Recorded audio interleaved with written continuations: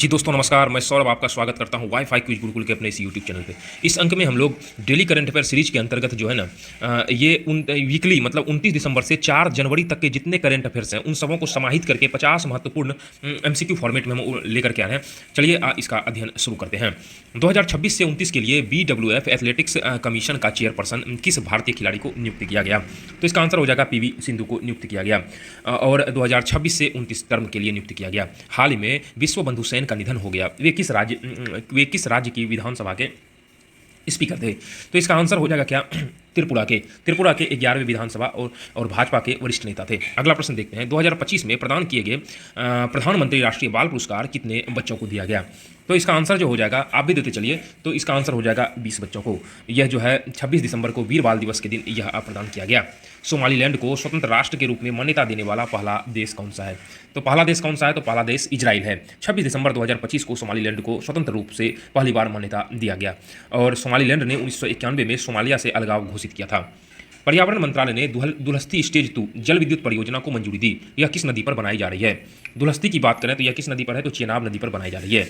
Dulhasti stage 2 में कितना है? तो टोटल मिलाकर के 260 मेगावाट की जल विद्युत परियोजना चेनाब नदी पर किश्तवाड़ जिले में प्रस्तावित है। अगला देखते हैं।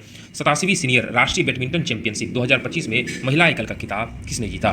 तो इसका आंसर हो जाएगा सूर्या करिश्मा तिमिरी के द्वारा जीता गया और सूर्या करिश्मा तिमिरी ने विजयवाड़ा में आयोजित 87वीं सीनियर नेशनल बैडमिंटन चैंपियनशिप 2025 के महिला एकल फाइनल में तन्वी शर्मा को हराकर खिताब जीता।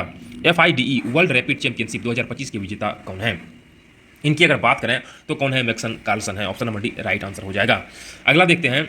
चर्चित बेजिमियानी ज्वालामुखी किस देश से संबंधित है? बेजियामी अगर ज्वालामुखी की बात करें तो यह एक सक्रिय स्ट्रेटोवोल्केनो है जो कि रूस में स्थित है। अगला प्रश्न देखते हैं। कालंडा जिया जिनका हाल ही में निधन हो गया, उनका संबंध वह किस देश की पहली महिला प्रधानमंत्री थी? जिनका जो खालेदा जिया का जो निधन हुआ, यह बांग्लादेश की पहली महिला प्रधानमंत्री थी और इनका कार्यकाल देखा जाए 1991 से 1996 तक रही, फिर 2001 से 2006 तक थी। अगला प्रश्न देखते हैं कि पार्वती अरा बर्ड सेंचुरी, यह जो सेंचुरी है, अर्गा बर्ड सेंचुरी को इको सेंसिटिव जोन घोषित किया गया है। यह बर्ड सेंचुरी किस राज्य से संबंधित है? यह मतलब पार्वती अर्गा बर्ड सेंचुरी जो है यह उत्तर प्रदेश राज्य से संबंधित है। अगला, राष्ट्रपति ने स्वदेशी पनडुब्बी INS बागसीर में समुद्री यात्रा INS बागसीर किस श्रेणी की पनडुब्बी है? अगर श्रेणी की बात करें तो यह मुख्य रूप से कलवड़ी श्रेणी की पनडुब्बी है। INS बागसीर की अगर बात करें तो यह स्कॉर्पियन आधारित छठी एवं अंतिम डीजल इलेक्ट्रॉनिक अटैक सबमरीन है। अंतिम डीजल इलेक्ट्रॉनिक है। रेयर अर्थ ऑक्साइड रिजर्व के मामले में 2025 में भारत ने कौन सा स्थान प्राप्त किया? तो इसका आंसर हो जाएगा तीसरा स्थान भारत ने इसमें स्थान हासिल कर लिया। चर्चा में रहा मुलक्का पोर्ट किस देश में स्थित है? मुलक्का पोर्ट की हम बात करें तो यह कहाँ पे है? तो यह यमन में स्थित है। मुलक्का पोर्ट यमन के जो है हद्रमौत प्रांत में अरब सागर के किनारे स्थित है। किस देश ने डोनाल्ड ट्रंप को पीस प्राइज देने की घोषणा किया है? यह अगर हम बात करें तो इजराइल के द्वारा डोनाल्ड ट्रंप को यह सम्मान देने की घोषणा किया गया है। अगला प्रश्न देखते हैं। इजराइल ने नॉर्वे के द्वारा किया गया। किसके द्वारा? नॉर्वे के द्वारा किया गया है। यह पीस प्राइज वेनेजुएला की मारिया कोरिडा माचाडो को मिला था 2025 का पीस प्राइज। किस राज्य ने भांग की खेती को बढ़ावा देने के लिए ग्रीन टू गोल्ड जो है पहल शुरू किया है? तो इसका आंसर हो जाएगा भगवान शिव, हिमाचल प्रदेश। हिम में रहा शिव, याद रखेगा, हिमाचल प्रदेश ने। महिला अंतर्राष्ट्रीय क्रिकेट में 10,000 रन पूरा करने वाली पहली भारतीय महिला खिलाड़ी कौन बनी? तो इसका आंसर हो जाएगा स्मृति मंधाना। अगला, 2025 में नेशनल GDP के आधार पर भारत दुनिया की कौन सी सबसे बड़ी अर्थव्यवस्था बन गया? अगर इसकी बात करें दुनिया की, भारत जो है 4th सबसे बड़ी अर्थव्यवस्था दुनिया का भारत ने बन गया। हाल ही में मामाडी डोम्बोया को किस देश का राष्ट्रपति चुना गया? हम इसकी बात करें तो गुयाना का राष्ट्रपति हाल ही में चुना गया। रूस ने किस देश में परमाणु क्षमता से लेस ओरेनिक मिसाइल प्रणाली को तैनात किया? रूस की बात करें तो किस देश में? तो बेलारूस में इन्होंने यह चीज़ तैनात किया है। 1 जनवरी 2026 को DRDO का कौन सा स्थापना दिवस मनाया गया? इसका आंसर हो जाएगा 68वां स्थापना दिवस मनाया गया। The Jallikattu festival 2026 is being organised in which state of India? ये इंग्लिश में ही छप गया है तो कोई बात नहीं, यह हो जाएगा कहाँ पे? जल्लीकट्टू फेस्टिवल 2026 का आयोजन कहाँ पे किया गया? जल्लीकट्टू, तो तमिलनाडु में किया गया। अगला, 1 जनवरी 2026 को यूरोजोन का 21वां सदस्य कौन सा देश बना? यूरोजोन की बात करें तो कौन सा देश बना? बुल्गारिया बना।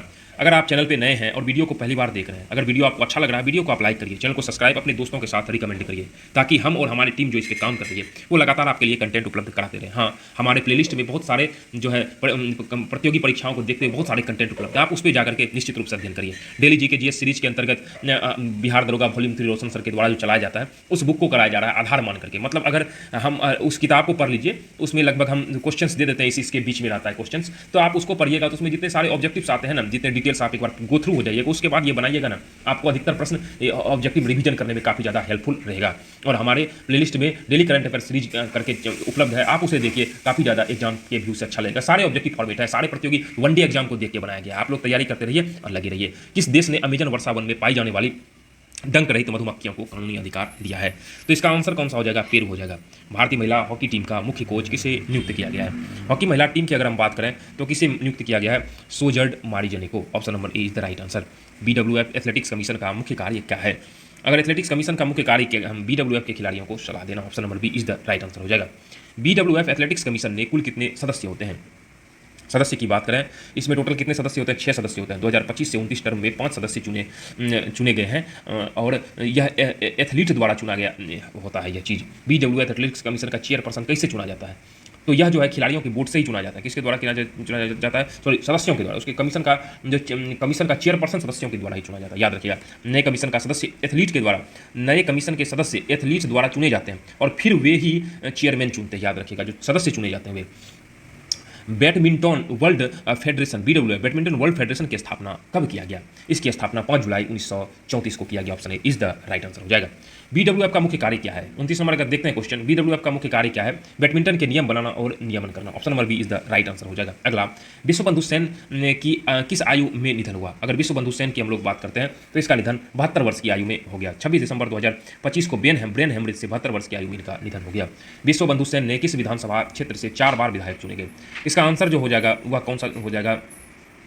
धर्मनगर से चुना गया। कहाँ से? धर्मनगर से। अगला, जो धर्मनगर कहाँ पे है? तो त्रिपुरा से 4 बार विधायक रहे थे। अगला, विश्व बंधु सेन कब त्रिपुरा विधानसभा से डिप्टी स्पीकर बने थे? अगर त्रिपुरा कब से बने थे? 21 जुलाई 2018 से बने थे। विश्व बंधु सेन त्रिपुरा विधानसभा के स्पीकर कब बने थे? तो यह त्रिपुरा विधानसभा के स्पीकर विश्व बंधु सेन कब बने थे? यह 24 मार्च 2023 को बने थे। विश्व बंधु सेन का कार्यकाल डिप्टी स्पीकर के रूप में कब तक था? डिप्टी स्पीकर की बात करें तो इनका कार्यकाल जो 2018 से लेकर के 2023 तक डिप्टी स्पीकर है। प्रधानमंत्री राष्ट्रीय बाल पुरस्कार किस वर्ष शुरू किया? संदर्भित डिटेल्स से जो हम डिटेल्स दिए हैं उसी से ही है। तो यह जो है मुख्य रूप से कब शुरू किया गया? तो यह जो है प्रधानमंत्री राष्ट्रीय बाल पुरस्कार कब शुरू किया गया है? तो 2020 से शुरू किया गया है।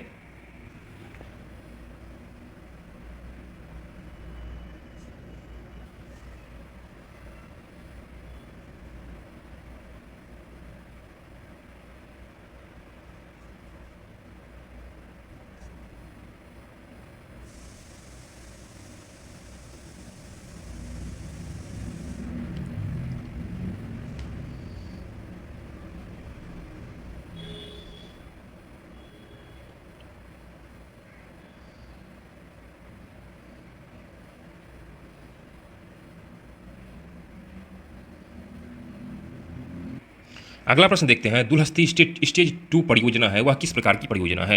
यह एक प्रकार की जल विद्युत परियोजना है। कौन सा ऑप्शन हो जाएगा? तो option number B is the right answer हो जाएगा, जल विद्युत परियोजना। अगला है जो है बेंजामिया ज्वालामुखी जो है ना, यह किस प्रकार का ज्वालामुखी है? यह एक प्रकार का सक्रिय ज्वालामुखी है जो स्ट्रेटो वॉल्केनो के अंतर्गत में आते हैं। अगला, पार्वती आरा bird sanctuary, Parvati अर्गा bird sanctuary किस अधिनियम के तहत सेज घोषित किया गया? यह अधिनियम के तहत जो है ना, किस अधिनियम के तहत? पर्यावरण से संबंधित है, पर्यावरण संरक्षण अधिनियम के तहत इसे सेज घोषित किया गया। अगला प्रश्न देखते हैं। INS बागसीर किस प्रकार की पनडुब्बी है? तो INS बागसीर की हम लोग बात करें तो वह किस प्रकार की पनडुब्बी है? यह एक प्रकार की स्वदेशी पनडुब्बी है। अगला, रेयर अर्थ ऑक्साइड रिजर्व में भारत का स्थान 2025 में किस रिपोर्ट के आधार पर है? 2025 रिपोर्ट की अगर बात करें तो USGS रिपोर्ट, एक प्रकार की मिनरल आधार पर रिपोर्ट तैयार करता है, उसी के अनुसार से है। मुलक्का पोर्ट किस सागर के किनारे स्थित है? मुलक्का पोर्ट की बात करें तो यह अरब सागर के किनारे स्थित है, जो हाल ही में करंट अफेयर्स की चर्चाओं में रहा है। ग्रीन टू गोल्ड पहल का मुख्य उद्देश्य क्या है? तो भांग की खेती को बढ़ावा, जो हिमाचल प्रदेश से संबंधित है।